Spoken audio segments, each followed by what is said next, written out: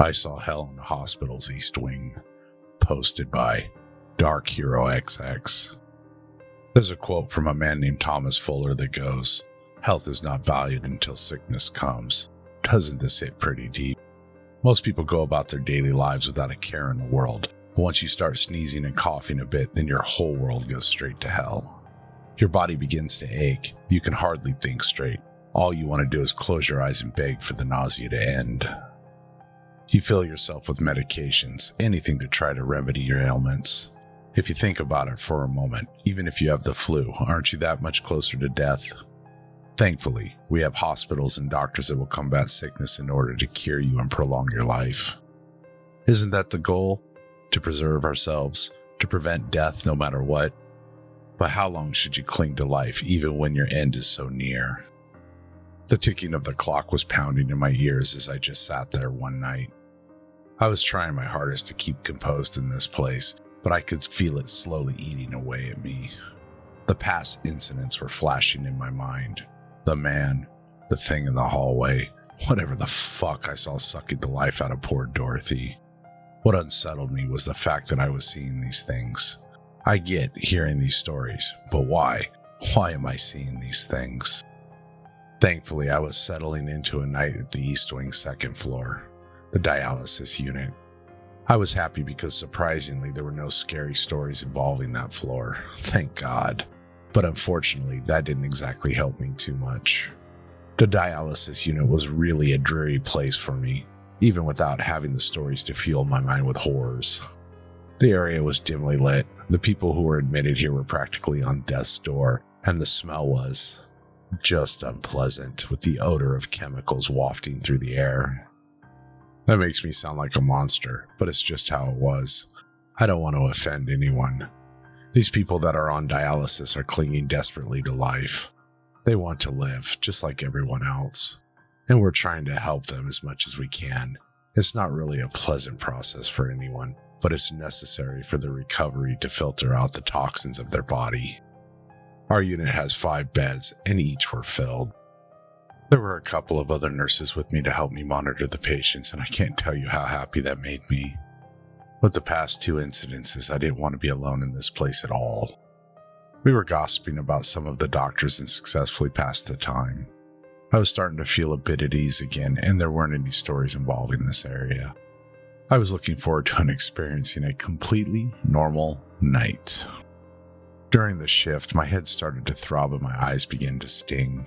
Nights are never easy, so I assumed I just needed a little pick-me-up.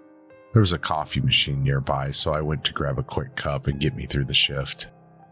As I walked down the aisle towards the next exit, I noticed one of the patients was awake. He was in his mid-40s. His face was pale and gaunt with dark circles around his eyes.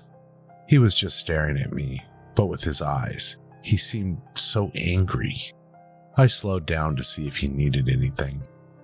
I asked him if there was anything I could do for him, but he just continued to stare at me. I wanted to make him as comfortable as possible, so I just made sure everything was running okay.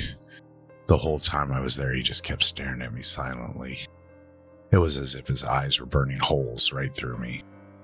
After I made sure everything was running properly, I just left him alone. As I walked away, I could still feel him looking at me. I stood in front of the old machine, the styrofoam cup slowly filling with black coffee.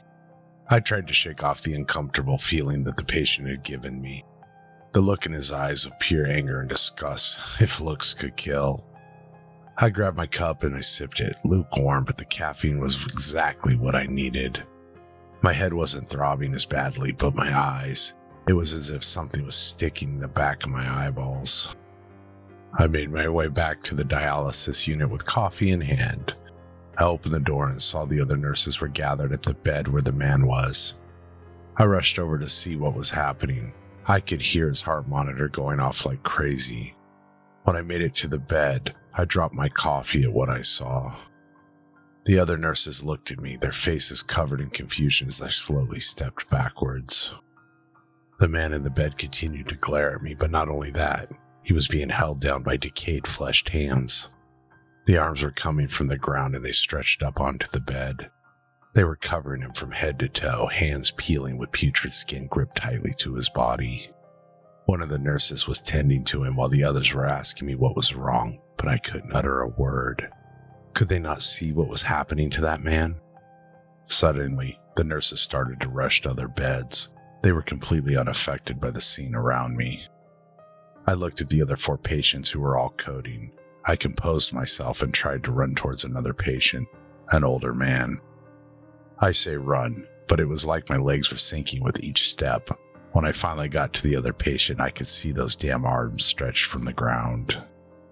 Multiple hands were gripping onto the poor man. They were crashing. I had to do my job. I had to help them. The hands were gripping tighter and tighter onto them while I tried my best to stabilize them. The man started to scream. The others started to scream along with him. I looked over at the other nurses and they were just as alarmed as I was. But we had to do our jobs. I continued to try and help the man in front of me. The hands began to loosen their hold on the man. I thought things were going to be okay, but the rotten hands began to grab onto me. I held my yell of terror as I continued to help my patient. I felt my body grow heavy as more and more of the hands began to grip onto me. I looked around to see that the other patients were quieting down. I glanced onto my body to see countless hands tightly gripping me. They were pulling me down towards the floor. I tried my best to continue to help the patient, but I just couldn't push through anymore. I collapsed on the floor and the other nurses rushed towards me. One was helping the man while the others were checking to see if I was okay. They couldn't see anything that was happening. They couldn't see my body being pinned down onto the floor by dead hands. They couldn't see the hands wrapped around my throat, pulling me onto the floor made of rotten meat. They tried to lift me up, but they didn't have the strength to overpower the hands that gripped onto me. That was when I let out a blood-curdling scream. It was the only thing I could do as I was stuck, frozen in place. I'm not a religious person, but I prayed for someone to come and help me. I could feel my entire life being drained as the pressure on my arms made it feel like my bones would snap. Minutes had passed, but it felt like an eternity. I was in so much pain at that point, I just wanted it to end. I was finally able to black out at some point. I woke up in a hospital bed and I looked over to see one of the nurses I was working with at my bedside. She jumped up when she saw me wake up and ran to get the doctor for me. When the doctor came in, we talked about what had happened. I couldn't tell him what I saw. I'd sound like I'd gone insane. So I told him some fake symptoms that I felt, so they brushed it off as just stress. He suggested that I take a few days off and maybe see a therapist, so I agreed. Before the doctor left, he crept close and whispered to me. He asked if everything was okay at home. I was confused but assured him everything was okay. He gave me a puzzled look and told me to come to him if I needed anything at all. Now, I was confused, but maybe he was just being really nice. A few hours later, I finally was able to get home. When I got to my apartment, I walked straight to my bathroom. The memory of those disgusting hands and the rotten floor filled my head. The smell was the worst part, that putrid smell I can't get out of my nose. So I stripped down and turned on the shower to hopefully wash it all away. That was when I caught a glimpse of my naked body in the mirror.